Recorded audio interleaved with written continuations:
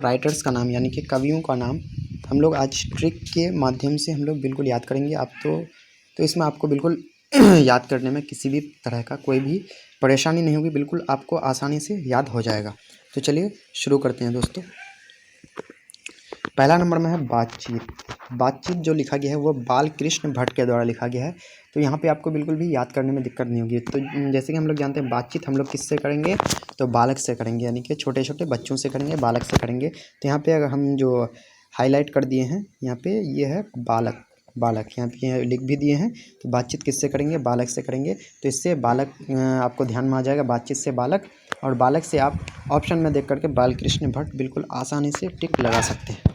अगला है उसने कहा था। तो उसने कहा था, इसको लिखें चंद्रधर शर्मा गुलेरी। तो इसको किस तरह से याद किया जाए, तो उसने कहा था, तो ध्यान रखना उसने कहा था, लेकिन कैसे कहा था, शर्मा के कहा था।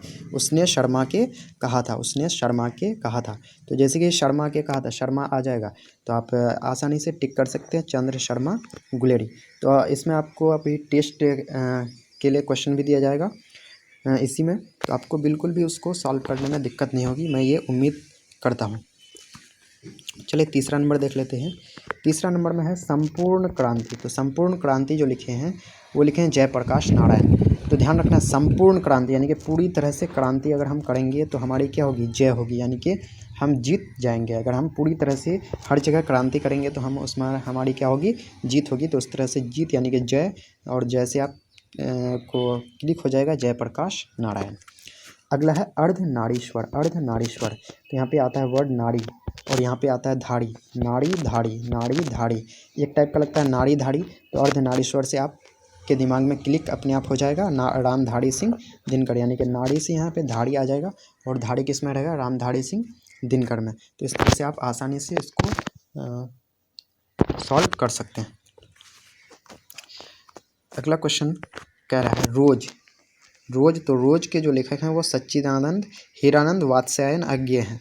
तो रोज, रोज क्या बोलना है, सच बोलना है। रोज क्या बोलना है, सच बोलना है। तो इस तरह से आप सच, अगर रोज सच बोलेंगे तो आपको अपने आप ध्यान में आ जाएगा सच्चिदानंद हीरानंद वात्स्यायन अज्ञेय। तो आपको इतना बड़ा नाम याद रखने की ज़रूरत नहीं है। रोज के लेखक जो हैं वो क्या है, सच्चिदानंद हीरानंद है। तो रोज सच बोलना है, इसी से आपको क्या हो जाएगा, अपने आप दिमाग में क्लिक हो जाएगा। अगला है एक लेख और एक पत्र। एक लेख और एक पत्र।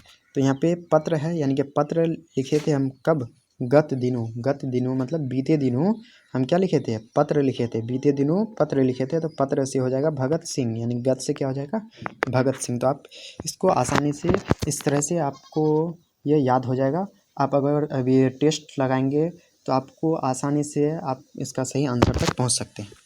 चलिए अगला देख लेते हैं। अगला है ओ सदा नीरा। ओ सदा नीरा। तो यहाँ पे वर्ड आता है ओ सदा नीरा। तो ओ और सदा नीरा से 100 लेंगे तो क्या बन जाएगा, ओस। यहाँ पे मैं लिख दिया हूँ ओस, और ओस जो है एक पानी ही है, पानी का ही टाइप है ओस। तो पानी है, तो पानी को हम लोग किस में लेते हैं, जग में लेते हैं। तो ओ सदा नीरा से आपको दिमाग में क्लिक हो जाएगा जग, और जग से जगदीश चंद्र माथुर, यानी कि ओ सदा नीरा के जो है राइटर हैं वो जगदीश चंद्र माथुर हैं। तो इस तरह से आपको यहाँ पे दिमाग में क्या हो जाएगा, क्लिक अपने आप हो जाएगा। वो सदा नीरा किसने लिखे हैं, जगदीश चंद्र माथुर ने। अगला है सिपाही की माँ। तो काफ़ी इंपॉर्टेंट है ये, सिपाही की माँ। तो ध्यान रखेंगे अगर सिपाही है और उसकी माँ है, तो कोई माँ अपने बच्चे को सिपाही तभी बनाती है जब वो माँ बहुत ही ज़्यादा क्या होती है, महान होती है। तो सिपाही की माँ से आपको दिमाग में याद रखना है, माँ से महान, यानी कि सिपाही की माँ, क्योंकि सिपाही की माँ है तो वो क्या होगी, महान होगी। और महान से आपको दिमाग में अपने आप क्लिक हो जाएगा मोहन राकेश, यानी कि महान से दिमाग में क्लिक हो जाएगा मोहन, और सिपाही की माँ के लेखक कौन है, मोहन राकेश हैं। चलिए अब हम लोग नेक्स्ट क्वेश्चन की ओर बढ़ते हैं। नेक्स्ट है परगीत। सॉरी यहाँ प्रगति नहीं है, यहाँ पे ध्यान रखना, ये क्या है, परगीत। परगीत और समाज, प्रगीत और समाज। तो ध्यान रखना है अगर हम समाज में, यहाँ पे परगीत है तो प्रगति ही अगर हम लोग बोल दें, तो अगर हम समाज में प्रगति करेंगे तो क्या होगा, हमारा नाम होगा। यानी कि समाज में अगर हम प्रगति करेंगे, उन्नति करेंगे, तो हमारा क्या होगा, नाम होगा। तो प्रगति, प्रगीत और समाज से ध्यान रख सकते हैं नाम वर सिंह, यानी यहाँ पे प्रगीत, तो प्रगति ही अगर हम लोग ध्यान रखते हैं तो प्रगति और समाज से ध्यान में आ जाएगा नाम, यानी कि नाम से नामवर सिंह। अगला है जूठन। जूठन तो इसके लेखक हैं ओम प्रकाश वाल्मीकि। तो यहाँ पे लास्ट में जब ठन आता है तो ठन से हमको ध्यान में रखना ठन का। ठन से क्या ध्यान में रखना है? ठन का। तो ठन का जब भी गिरती है तो क्या होता है? प्रकाश, यानी कि वहाँ पे लाइट होती है। तो जूठन से याद आ जाएगा आपको प्रकाश, यानी कि ओम प्रकाश वाल्मीकि। तो इस तरह से आप इसको बिल्कुल आसानी से याद रख सकते हैं, जूठन से ओम प्रकाश वाल्मीकि। तो अगर आपको दोस्तों अगर ऐसी ही ट्रिकी वीडियोस पाना चाहते हैं किसी चीज़ का, तो आप इस नंबर पे व्हाट्सएप कर सकते हैं जो सर मुझे इस चीज़ का ट्रिक बना करके दे दीजिए, तो मैं उसका ट्रिक बनाने की कोशिश करूँगा। तो चलिए नेक्स्ट आगे देख लेते हैं। आगे है हंसते हुए मेरा अकेलापन। हंसते हुए मेरा अकेलापन। तो ध्यान रखना हंसते हुए मेरा अकेलापन, इसके जो लेखक हैं वो है मलयज। तो ध्यान रखना हंस। तो हंस जैसे कि हम लोग जानते हैं हंस जो है वो पानी में रहता है, पानी में जो भी वो पाता है मल वगैरह उसको खा लेता है। तो हंसते हुए मेरा अकेलापन, हंस से क्या हो जाएगा? हंस मल, यानी कि मलयज। तो हो जाएगा हंस मल, यानी कि हंसते हुए मेरा अकेलापन का कौन हो जाएगा? मलयज हो जाएगा। कौन हो जाएगा? मलयज। अगला है त्रिच। क्या है? त्रिच। तो त्रिच से हम लोग याद रखेंगे तिरछी। त्रिच से क्या रखेंगे? तिरछी। और तिरछी कौन देखता है? उदय, यानी कि उदय जो है ना तिरछ देखता है, तिरछा देखता है, सीधा नहीं देख पाता है वो। तो तिरछ से याद रखेंगे उदय, यानी कि तिरछी, तिरछी से उदय। तो यहाँ पे आपको दिमाग में, आपके दिमाग में अचानक क्लिक हो जाएगा उदय प्रकाश। तो दोस्तों अगला है शिक्षा। शिक्षा जो है वो लिखे हैं जे कृष्ण मूर्ति। तो हमें शिक्षा लेनी चाहिए, किससे शिक्षा लेनी चाहिए? मूर्ति से। मूर्ति से शांत होने की शिक्षा लेनी चाहिए। तो हमें शिक्षा लेनी चाहिए किससे? मूर्ति से। तो यहाँ पे इस तरह से आपको याद हो जाएगा। दोस्तों यहाँ पे हम लोगों ने जो गद्य खंड था क्लास 12 का, इसको हम लोग यहाँ पे ट्रिक के द्वारा इसके जो राइटर्स का नाम है, कवि का नाम है, उसको याद कर चुके हैं। और ध्यान रखना है इसमें 7 से 8 नंबर का पूछा जाता है दोस्तों। अगर काव्य खंड को भी आप अगर पढ़ लेंगे इसी तरह से तो 7 से 8 नंबर का इसमें से आपको क्वेश्चन पूछा जाएगा डायरेक्टली। तो आप इसको देख लेते हैं। अभी हम लोग टेस्ट लगा करके देख लेते हैं जो हम लोगों को याद हुआ है कि नहीं। चलिए देख लेते हैं। चलिए टेस्ट आप बिल्कुल इसको अच्छी तरह से सॉल्व करेंगे। कह रहा है उसने कहा था कि रचनाकार कौन है। तो उसने कहा था, जैसे ही उसने कहा था सुनेंगे तो आपके दिमाग में तुरंत ये चीज़ क्लिक हो जाना चाहिए। जो उसने कहा था शर्मा के कहा था। कैसे कहा था? शर्मा के कहा था। तो शर्मा किस में आ रहा है? इसमें आ रहा है क्या? नहीं आ रहा है। इसमें आ रहा है क्या? बिल्कुल आ रहा है, चंद्रधर शर्मा गुलेरी। यानी कि इस तरह से आप बी नंबर राइट आंसर तक पहुंच सकते हैं। चलिए अगला देख लेते हैं। अगला है जगदीश चंद्र माथुर की कृति निम्न में कौन है। तो इस तरह से उल्टा करके भी आपको दे सकता है, जगदीश चंद्र माथुर की कृति निम्न में कौन है। तो आप इसको दो तरीके से याद रख सकते हैं। पहला जो आप ऑप्शन से देख सकते हैं, और दूसरा तो यहाँ पे क्या आ रहा है? जग। क्या आ रहा है? जग। और जग में क्या लेना है? पानी। और इसमें पानी कहीं पे आ रहा है क्या? पानी नहीं आ रहा है, लेकिन ओस तो आ रहा है ना। तो ओ सदा नहीं रहा, यानी कि option number B right answer हो जाएगा। चलिए अगला क्वेश्चन देख लेते हैं। अगला है त्रिश के रचनाकार कौन है। त्रिश के रचनाकार कौन है? तो त्रिश यानी कि तिरछी। तिरछी कौन देखता था? तो उदय देखता था। तो राइट आंसर हो जाएगा ऑप्शन नंबर सी, यानी कि उदय प्रकाश। चलिए अगला देख लेते हैं। अगला है सिपाही की माँ किसकी कृति है। सिपाही की माँ किसकी कृति है। तो सिपाही की माँ क्या होगी? काफ़ी महान होगी ना। तो महान होगी, तो महान कहाँ पे आ रहा है? तो ऑप्शन नंबर सी में आ रहा है, मोहन राकेश। यानी कि option number C Mohan Rakesh इसका राइट आंसर हो जाएगा। चलिए और भी हम लोग क्वेश्चन लगा लेते हैं अभी। अगला क्वेश्चन है परगीत और समाज के रचनाकार कौन है। तो परगीत, अगर हम लोग समाज में प्रगति करेंगे तो हमारा क्या होगा? नाम होगा ना। तो नाम किस में आ रहा है? ऑप्शन नंबर बी में आ रहा है, यानी कि Namvar Singh. Option number B right answer होगा। चलिए अगला क्वेश्चन देख लेते हैं। अगला क्वेश्चन है बातचीत के रचनाकार कौन है। तो बातचीत के जो रचनाकार हो जाएंगे, तो बातचीत करेंगे हम लोग किससे करेंगे बातचीत? तो बूढ़ों से तो नहीं करेंगे, हम लोग किससे करेंगे? बच्चों से करेंगे, यानी कि बालक से करेंगे। तो बालक किस में आ रहा है? तो ऑप्शन नंबर सी में आ रहा है, बालकृष्ण भट्ट। तो इस तरह से आपको ध्यान रखना है। चलिए अगला क्वेश्चन देख लेते हैं। अगला क्या कर रहा है?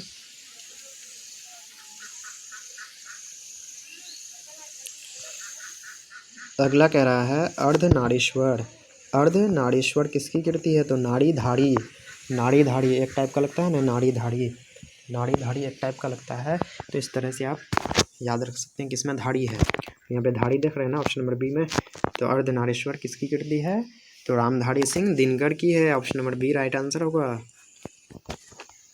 अगला क्वेश्चन है, काफ़ी इंपॉर्टेंट क्वेश्चन है ये। संपूर्ण क्रांति के जनक जो है वो बोला जाता है इसको, जयप्रकाश नारायण को तो ये जानती हैं, तब भी इसका ट्रिक जो है संपूर्ण क्रांति। अगर हम संपूर्ण क्रांति करेंगे तो हमारी क्या होगी? जय होगी, यानी कि हम जीत जाएंगे।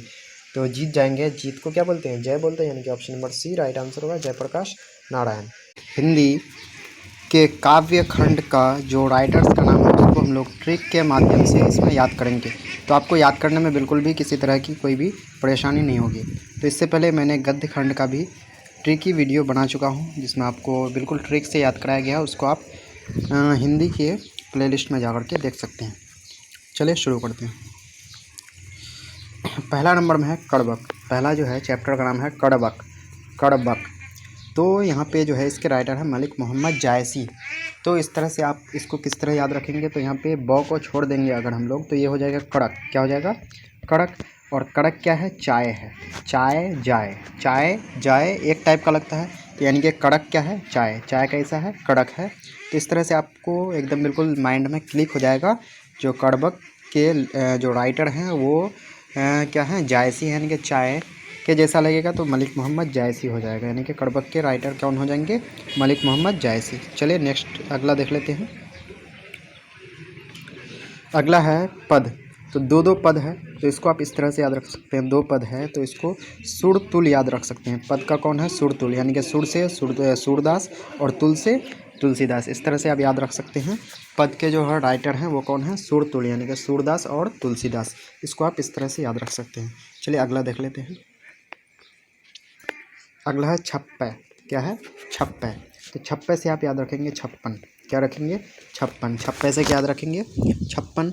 और 56 इंच का जो सीना है वो किसका है? तो हमारे प्रधानमंत्री का है, यानी कि नरेंद्र दामोदर दास मोदी। तो नरेंद्र दामोदर दास मोदी में दास आता है तो यहाँ पे भी दास होगा, यानी कि नाभा दास।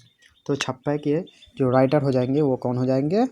नाभा दास, यानी कि आपको दास याद रखना है। अगला देख लेते हैं। अगला है कवित्त। क्या है? कवित्त। तो क को छोड़ देंगे, वित्त। वित्त यानी कि किससे रिलेटेड है? रुपये पैसे से रिलेटेड है। तो रुपये पैसे से रिलेटेड क्या होता है? आभूषण भी तो होता है, इससे भी तो रुपया होता है। और वित्त रुपये पैसे से रिलेटेड। तो कवित्त का कौन हो जाएगा? आभूषण, यानी कि भूषण। इससे आपको माइंड में अचानक क्लिक हो जाएगा एकदम बिल्कुल। जो कवित्त का जो है राइटर कौन हो जाएगा? भूषण हो जाएगा। चलिए अगला देख लेते हैं हम लोग। अगला है तुमुल कोलाहल कलह में। तो यहाँ पे सिर्फ याद रखना है कलह में। तो कलह में क्या हम लोग जीत सकते हैं क्या? तो कलह अगर होगा तो कलह में हम लोग जीत नहीं सकते, यानी कि जय हमारी नहीं हो सकती है, यानी कि जय नहीं हो सकती तो जय आएगा। तो तुमुल कोलाहल कलह में के राइटर हो जाएंगे जयशंकर प्रसाद। अगला है पुत्र वियोग। तो इसको आप दो तरीके से याद रख सकते हैं। पुत्र वियोग, तो पुत्र जब भी होगा तो क्या होगा? मतलब ये होगी, पुत्र होना शुभ की बात है, यानी कि कोई भी बच्चा होना, बेटा बेटी, ये तो शुभ की बात है ना। तो शुभ आएगा इसमें, यानी कि सुभद्रा कुमारी चौहान। तो पुत्र वियोग के जो राइटर हो जाएंगे वो कौन हो जाएंगे? सुभद्रा कुमारी चौहान। तो इस तरह से आप इसको याद रख सकते हैं। अभी हम लोग टेस्ट लगाएंगे तो आपको बिल्कुल पता चल जाएगा, जो आप बिल्कुल भी नहीं बोलेंगे सही आंसर तक आप बिल्कुल पहुँच सकते हैं। अगला है उषा। क्या है? उषा। तो उषा से आप याद रखेंगे पीटी उषा। तो हम लोग जानते हैं पीटी उषा बहुत ही तेज़ दौड़ती थी। तो पीटी उषा, यानी कि उषा से क्या ध्यान रखेंगे? पीटी उषा। पीटी उषा बहुत एकदम बिल्कुल शेर की तरह दौड़ती थी।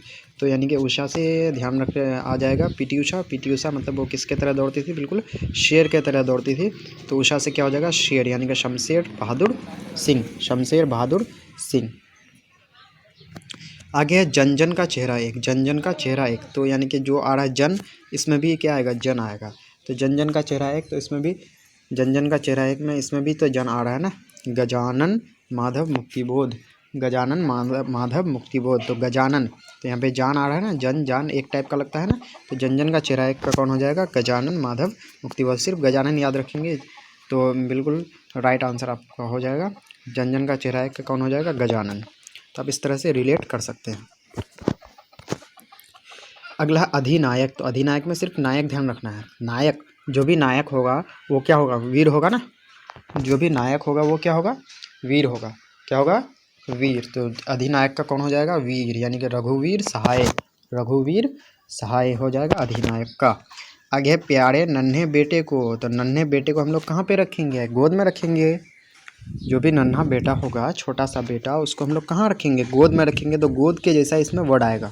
तो गोद नोद एक टाइप का लगता है। नन्हे बेटे को कहाँ पे रखेंगे, गोद में। और गोद नोद एक टाइप का लगता है ना। तो विनोद कुमार शुक्ल हो जाएगा, यानी कि प्यारे नन्हे बेटे को के राइटर क्या कौन हो जाएंगे, विनोद कुमार शुक्ल। विनोद नोद गोद एक टाइप का लगता है। तो इस तरह से आपको ध्यान आ जाएगा।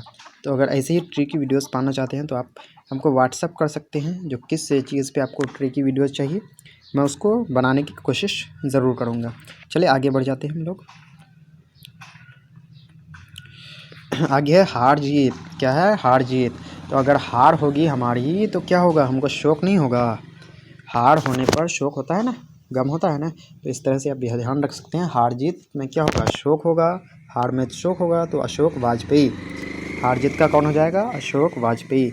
आपको बिल्कुल आसानी से आप जैसे ही ऑप्शन देखेंगे तो आपको माइंड में तुरंत क्लिक हो जाएगा। आगे है गाँव का घर। गाँव का घर। तो गाँव का घर, घर में कौन होंगे, पति होंगे। यानी कि गाँव का घर में कौन होंगे, पति होंगे। तो घर पति, यानी गाँव का घर का कौन हो जाएगा, ज्ञानेंद्र पति। तो यहाँ पे हम लोगों ने काव्य खंड का जो है राइटर्स का नाम हम लोग बिल्कुल ट्रिक से आसानी से याद कर चुके हैं। अब देख लेते हैं हम लोगों को कितना याद है। हम लोग टेस्ट लगा करके देख लेते हैं, इससे आपको पता चल जाएगा आपको कितना याद हुआ है। तो टेस्ट हम लोग दे लेते हैं। पहला नंबर क्वेश्चन है कड़बक। कड़बक के रचनाकार हैं। तो हम लोग कैसे याद रखे थे, कड़बक में ब हटा दिए थे तो क्या बन गया था, कड़क। और कड़क क्या था, चाय। चाय क्या था, कड़क था। यानी कि चाय इसमें कहीं आ रहा है, इसमें भी नहीं आ रहा है, इसमें भी नहीं आ रहा है, लेकिन इसमें तो आ रहा है ना, चाय जाए। तो यानी कि राइट आंसर हो जाएगा मलिक मोहम्मद जायसी।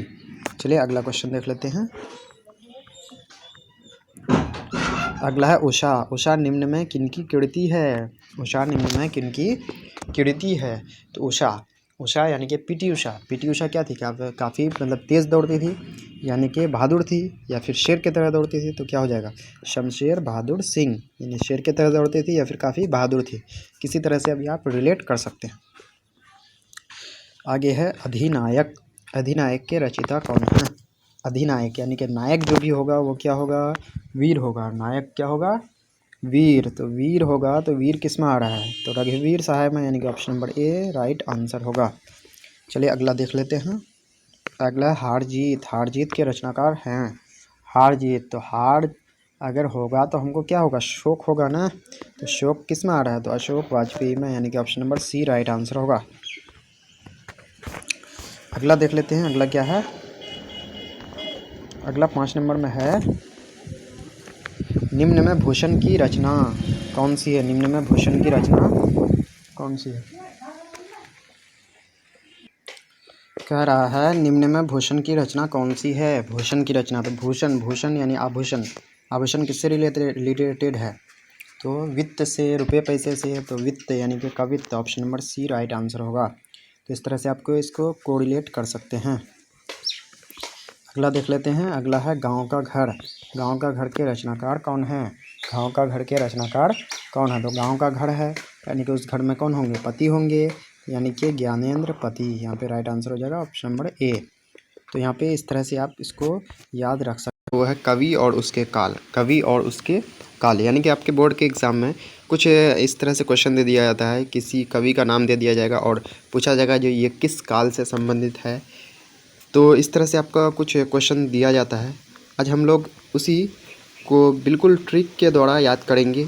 आपको याद रखने में बिल्कुल भी किसी तरह की कोई परेशानी नहीं होगी। तो चलिए दोस्तों शुरू करते हैं। इससे पहले मैंने जो क्लास 12th हिंदी और इंग्लिश है उसके जो राइटर्स का नाम है उसको मैं बता चुका हूँ, चाहे प्रोज सेक्शन का हो या फिर पोएट्री सेक्शन का। हिंदी में बोलें तो अगर गद्य खंड का हो या फिर काव्य खंड का, दोनों का मैं बना चुका हूँ। आप हिंदी और इंग्लिश के प्लेलिस्ट में जा कर के देख सकते हैं, आपको काफ़ी वो हेल्पफुल आपके लिए होगा। चलिए शुरू करते हैं। तो पहला नंबर में है जैसे कि मलिक मोहम्मद जायसी। तो ये पूछा जा सकता है जो मलिक मोहम्मद जायसी किस काल से संबंधित हैं। तो मलिक मोहम्मद जायसी किस काल से हैं, तो भक्ति काल से हैं। उसी तरह से सूरदास भी किस काल से हैं? भक्ति काल से। तुलसीदास भी भक्ति काल से हैं, नाभादास भी भक्ति काल से हैं। तो इसको किस तरह से हम लोग याद करने वाले हैं? तो यहाँ पे देखिए, यहाँ पे ट्रिक दे दी है। यहाँ पे ट्रिक है, इन पूरे के लिए ट्रिक है मलिक दास की भक्ति। मलिक दास की भक्ति यानी कि मलिक से कौन हो जाएगा? मलिक मोहम्मद जायसी, और दास से देखिए यहाँ पे सभी में दास लगा हुआ है ना, सूरदास, तुलसीदास, नाभादास। तो मलिक से मलिक मोहम्मद जायसी किस काल से रिलेटेड होंगे? भक्ति काल से। उसके अलावा दास, तो सूरदास, तुलसीदास, नाभादास, ये सब किस काल से रिलेटेड है? भक्ति काल से। तो यहाँ पे ध्यान रखना है मलिक दास की भक्ति। मलिक से हो जाएगा मलिक मोहम्मद जायसी, और दास से हो जाएगा सूरदास, तुलसीदास और नाभादास, और भक्ति से भक्ति काल। यहाँ पे की साइलेंट हो जाएगा। तो मलिक दास की भक्ति यानी कि मलिक मोहम्मद जायसी भक्ति काल से रिलेटेड हुए, सूरदास भक्ति काल से रिलेटेड हुए, तुलसीदास भी भक्ति काल से रिलेटेड हुए, और नाभादास भी भक्ति काल से ही रिलेटेड हुए। तो आशा करते हैं आपको ये समझ में आ गया होगा और याद भी हो गया होगा। तो अभी हम लोग टेस्ट लगाएंगे तो पता चल जाएगा जो आपको याद हुआ है या नहीं। चलिए आगे देख लेते हैं। आगे है भूषण। तो भूषण जो कवि हैं ये किस काल से संबंधित हैं? तो इसको कैसे याद रखेंगे? तो भूरी, क्या ध्यान रखना है? भूरी। भू से भूषण और री से हो जाएगा रीतिकाल। भू से भूषण और री से रीतिकाल। भू से भूषण और री से रीतिकाल। तो भूषण किस काल से संबंधित हो गए? रीतिकाल से। तो इस तरह से आपको बिल्कुल भी याद रखने में किसी तरह की कोई परेशानी नहीं होगी। उसके बाद हम लोग देख लेते हैं, बस आपको यहीं तक याद रखना है, उसके अलावा इनको याद नहीं रखना है। इनमें जो है जितने भी बचे हैं, अब यहाँ पे जितने भी हैं, जैसे कि जयशंकर प्रसाद हैं, तो जयशंकर प्रसाद किस काल से? आधुनिक काल से। सुभद्रा कुमारी चौहान आधुनिक काल से। शमशेर बहादुर सिंह भी आधुनिक काल से संबंधित हैं। मुक्तिबोध भी आधुनिक काल से हैं। रघुवीर साहब भी आधुनिक काल से हैं। विनोद कुमार शुक्ल भी आधुनिक काल से हैं। उसके अलावा जो अशोक वाजपेयी हैं वो भी आधुनिक काल से हैं, और ज्ञानेंद्र पति भी आधुनिक काल से हैं। तो आपको याद किस तरह से करना है मैं यहाँ पे बता देता हूँ। इसको मैं छोटा कर देता हूँ। तो यहाँ देखिए, आपको बिल्कुल ध्यान रखना है सिर्फ ये 5, आपको जो है सिर्फ और सिर्फ ये 5 ही ध्यान रखना है। आपको सिर्फ ये 5 ध्यान रखना है। एक ट्रिक ध्यान रखना, मलिक दास की भक्ति यानी कि मलिक से मलिक मोहम्मद जायसी, और दास से सभी के जो लास्ट में दास है, सूरदास, तुलसीदास, नाभादास, ये सभी भक्ति काल से रिलेटेड हैं। और एक ध्यान रखना भूषण यानी भूरी, भूषण रीतिकाल। भूरी याद रखेंगे यानी भूषण रीतिकाल से। बस 5 याद रखना है। उसके अलावा जो भी 8 बचेगा वो सभी आधुनिक काल से रिलेटेड होंगे। वो सभी किससे संबंधित होंगे? आधुनिक काल से। तो बिल्कुल आपको सिर्फ और सिर्फ 5 ही याद रखना है, बाकी उसको छोड़ देना है। और इस 5 के अलावा जो भी बचेगा वो सभी किससे होंगे? आधुनिक काल से। तो चलिए हम लोग टेस्ट लगा लेते हैं ताकि पता चले जो हम लोग को याद हुआ है नहीं। तो जैसा कि पहला नंबर टेस्ट का क्वेश्चन है, भूषण किस काल के कवि हैं? भूषण किस काल के कवि हैं? तो हम लोग क्या याद रखे थे? भूरी। क्या याद रखे थे? भूरी। तो भू से भूषण, री से रीतिकाल। तो रीतिकाल कितना नंबर ऑप्शन पे है? बी नंबर में है, यानी कि बी नंबर राइट आंसर हो जाएगा। तो आशा करते हैं आपको ये बिल्कुल भी आंसर तक पहुंचने में किसी तरह की कोई परेशानी नहीं हो रही है। चलिए आगे देख लेते हैं। आगे सेकेंड नंबर क्वेश्चन है, मलिक मोहम्मद जायसी। मलिक मोहम्मद जायसी किस काल के कवि हैं? मलिक मोहम्मद जायसी किस काल के कवि हैं? मलिक मोहम्मद जायसी किस काल के कवि हैं? तो मलिक मोहम्मद जायसी जो हो जाएगा, तो अब मलिक हम लोग क्या याद रखे थे ट्रिक में? मलिक दास की भक्ति, यानी कि मलिक मोहम्मद जायसी कौन से काल के हो जाएंगे? भक्ति काल, यानी कि ऑप्शन नंबर सी इसका राइट आंसर हो जाएगा। ऑप्शन नंबर सी इसका राइट आंसर हो जाएगा, यानी कि मलिक मोहम्मद जायसी किस काल के हो जाएंगे? भक्ति काल के। चलिए आगे देख लेते हैं। आगे है तुलसीदास किस काल के कवि हैं? तो तुलसीदास हम लोग ट्रिक को बिल्कुल ध्यान में लेके आ जाना है। क्या याद रखे थे? मलिक दास की भक्ति। तो दास आ गया, यानी कि किस काल के होंगे? भक्ति काल के। चलिए आगे देख लेते हैं।